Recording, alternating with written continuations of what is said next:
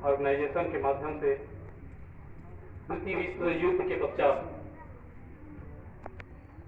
लगभग 51 देशों के साथ समझौता हुआ कि विश्व में हमको शांति चाहिए। तो इस तरीके से यूएनओ का गठन हुआ। उसके पश्चात 1993-94 में जो मूल निवासी समुदाय है इस पर ध्यान दिया गया और उस दिन से फिर 1994 से 9 अगस्त को विश्व आदिवासी दिवस के रूप में घोषित किया गया।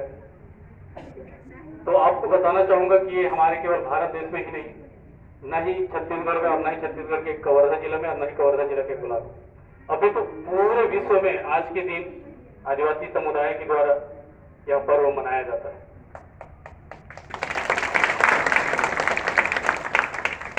लगभग विश्व के 193 देशों में यह पर्व मनाया जाता है और ये बड़ी हर्ष की बात है कि हम उस कम्युनिटी से बिलोंग करते हैं जिनको इतनी बड़ी हमको अवसर मिला है यूएनओ के द्वारा।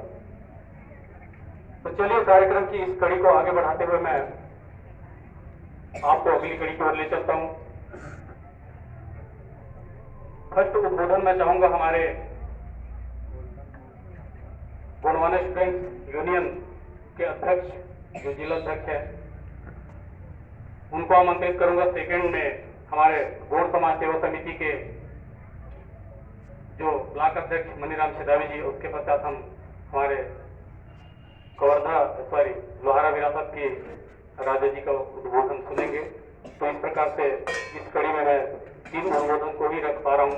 मुझे पता है कि आप सभी बुद्धिजीवी वर्ग भली भांति आप अपना वक्तव्य रखने में सक्षम है और सबके पास अपना अपना विचार है और सब समाज को संबोधन करने में सक्षम है।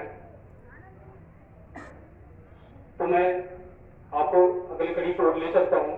हमारे बीच में जीएसयू के अध्यक्ष राज धुर्वे जी को मैं सादर आमंत्रित करूंगा जो उद्बोधन स्वरूप अपना वक्तव्य यहाँ पे रखेंगे और बहुत ही संक्षिप्त में, क्योंकि इसके पश्चात हमें और कार्यक्रम में आगे शामिल होना है।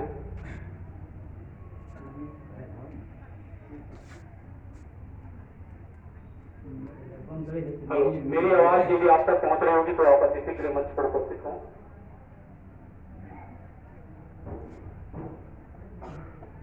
चलिए,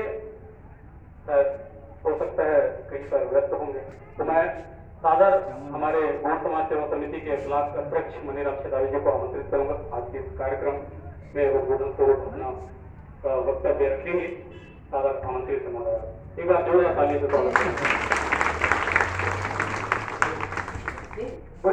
देव की जय, बुढ़ी माई की जय, काली माई की जय, कंकाली माई की जय, शीतला मैया की जय, समस्त देवी देवता की जय, समस्त समाज की जय। आज बड़ी हर्ष की बात है जो आदिवासी विश्व दिवस के उपलक्ष्य में हम 9 अगस्त के हमारे बुढ़ादेव बुढ़ी माई के प्रांगण में सभी क्षेत्रीय हमारे ब्लॉक स्तर के सभी पदाधिकारी, जिला के पदाधिकारी और हमारे समक्ष राजा भरतराज सिंह जी लोहारा नरेश हमारे बीच में पधारे हुए हैं। मैं उनकी चरणों में सेवा जोहार करता हूँ। आप लोगों ने यहाँ पर हमारे आज के कार्यक्रम में मातृ शक्ति, पितृ शक्ति, युवा शक्ति सभी मेरे मातृ बुजुर्ग या आज मेरे क्षेत्र के दीवार छड़ीदार मूलाधार और मेरे ब्लॉक के पदाधिकारीगण और जितने भी मातृ शक्ति पितृ शक्ति यहाँ पर उपस्थित हुए, मैं आज 9 अगस्त के विश्व आदिवासी दिवस के उपलक्ष्य में सभी को सादर आमंत्रित सादर से सेवा जोहार करता हूँ, क्योंकि आज हमारे लोहारा नरेश भरतराज सिंह राजा जी हमारे बीच में उपस्थित है। मैं ज्यादा न बोलकर अपने वाणी को यह विराम करता हूँ और हमारे राजा महाराज का बात जो भी वक्त है यहाँ सुनना चाहता हूँ। बोले गुरुदेव की जय, बुढ़ी माई की जय। सगा जन सब सेवा जोहार सेवा जोहार।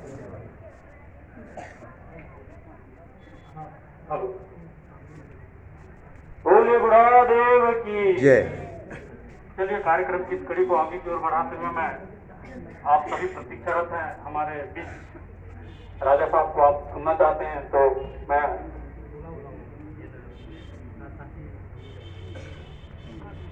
लोहारा रियासत के राजा आदरणीय रघुराज सिंह जी को मैं सादर इस मंच पर आमंत्रित करूंगा।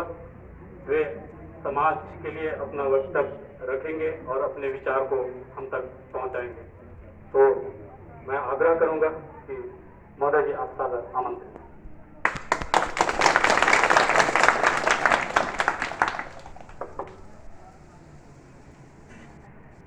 आज के कार्यक्रम में उपस्थित मातृशक्ति, पितृशक्ति, युवा साथीमान, बच्चावन, सियानमान, आप सब ला मोड़ ढाले सेवा जोहार। बाबा साहब अम्बेडकर कहते थे कि आदमी खाता है, कमाता है और मर जाता है। तो आदमी जीता इसलिए है क्योंकि कमाता है, कमाता इसलिए है क्योंकि खाता है और अंत में फिर मर जाता है। तो इंसान ऐसा होना चाहिए जो समाज के बारे में चिंतन करे, समाज के बारे में सोचे, समाज के लिए लड़ाई लड़े। नहीं तो अपने बच्चों का पालन पोषण, अपना पालन पोषण तो वो स्वयं कर लेता है, जानवर भी कर सकता है अपना पालन पोषण। इंसानों में क्या है श्रेष्ठता? यही श्रेष्ठता है कि आप अपने समाज के लिए काम कर सकते हैं, अपने लिए काम कर सकते हैं। देखिए 1982 में उन्होंने एक समिति का गठन किया। क्यों गठन किया? क्योंकि उनको ऐसा लगा कि जो मूल निवासी जो रह रहे हैं पूरे विश्व में, उनकी सभ्यता, उनकी संस्कृति खतरे में। तो उन्होंने एक समिति बनाई। समिति बना के उन्होंने समिति को आदेश किया कि जितने भी मूल निवासी 50-52 देशों में रह रहे हैं उनकी जनगणना की जाए। अब इस जनगणना को करने में करीब 10 से 12 साल लगे। 10 से 12 साल बाद 1994 9 अगस्त 1994 में ये घोषणा किया गया यूएनओ द्वारा कि पूरे विश्व में मूल निवासी दिवस मनाया जाएगा। अब मूल निवासी कौन है? मूल निवासी कौन है जाना? तो 21 सितंबर 2001 एक अखबार है इंडियन प्रेस के माध्यम से एक खबर छपी कि मूल निवासी कौन है। अब कैसे जांच करी नौकर मूल निवासी के कौन है? आपके खोल ली, सतनामी समाज ला उठाई, पिछड़ा वर्ग ला उठाई, हमारा आदिवासी समाज ला उठाई, उसका खुल ली, उसका जांच करी। तब समझ में आई कि मूल निवासी है सतनामी, ओबीसी, आदिवासी, ये तीनों मिला के मूल निवासी बनते। तो आज के जो दिन है, हम तो आदिवासी भाई मन मनाता नहीं रहा, मगर एला संयुक्त रूप से मनाना चाहिए। जैन भी यहाँ मूल निवासी है, आदिवासी, सतनामी, ओबीसी, इसका से मनाना चाहिए। अब अगले बार ले हमला ये ध्यान रखना है कि हमन अपन सतनामी भाई ला, ओबीसी भाई ला भी साथ में लेके संयुक्त रूप से अगर मनाए, बृहद रूप में अगर मनाए, तो ये मैसेज ऊपर तक जाएगा। ऊपर वाले जो राजनीति में बैठे हुए हैं, सत्ता में जो बैठे हुए हैं, वो इस दिवस को वो लोग स्वयं मनाएंगे। अच्छा हो क्या रहा है? राजनीति के चलते मूल निवासी दिवस सिर्फ आदिवासियों के लिए ही रह गया है, भेदभाव कराने के लिए ऊपर के माध्यम से, क्योंकि सत्ता में बैठना है। अब ये क्या होगा कि सतनामी, आदिवासी, ओबीसी एक हो जाएंगे। अगर सत्ता तो गई उनके हाथ से, सत्ता तो यहीं से निकलेगी ना। फिर या तो ओबीसी बनेगा, या तो सतनामी बनेगा, या तो आदिवासी बनेगा। अब जिसकी जनसंख्या जहाँ पे ज्यादा होगी उसका उसका वो बनेगा, नेता बनेगा।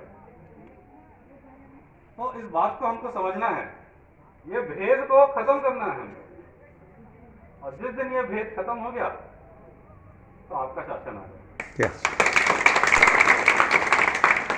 बस इन्हीं शब्दों के साथ अपनी वाणी को मैं यही विराम देता हूँ। जय सेवा, जय जवाहर। बोले बुढ़ा देव की, बोले बुढ़ी माई की, बोले सर्वशक्ति की।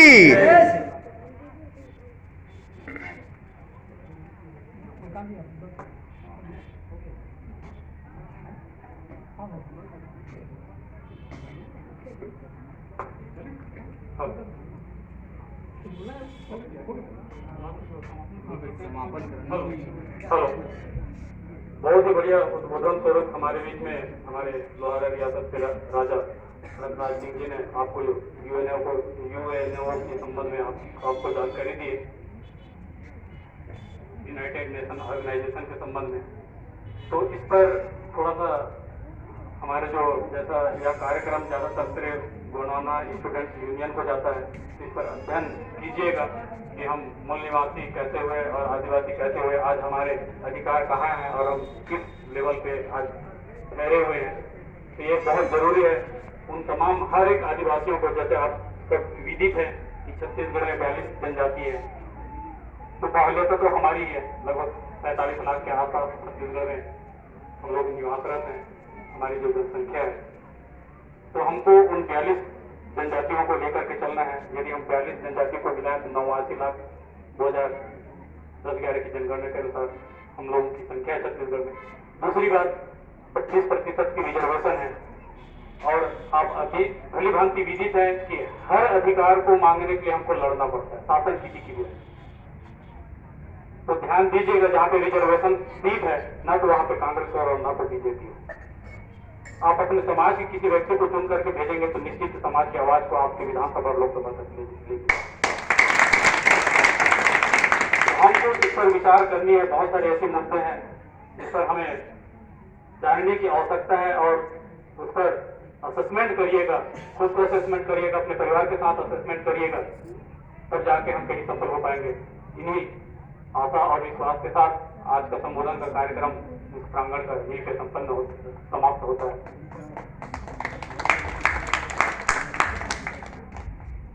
और एक विशेष सूचना आप लोगों के लिए कि लोहारा से जितने लोग और यहाँ से भी जितने लोग शामिल हुए हैं बाइक रैली में, यहाँ से हमारा आगे का कार्यक्रम जीता टोला तक है। तो आप सभी जैसे ट्रैफिक नियम का पालन करते हुए दो की कतार पे आए हैं, वैसे ही बाइक रैली जीता टोला तक जाएगी। तो आप सभी इस पर अपना सहभागिता देंगे। धन्यवाद।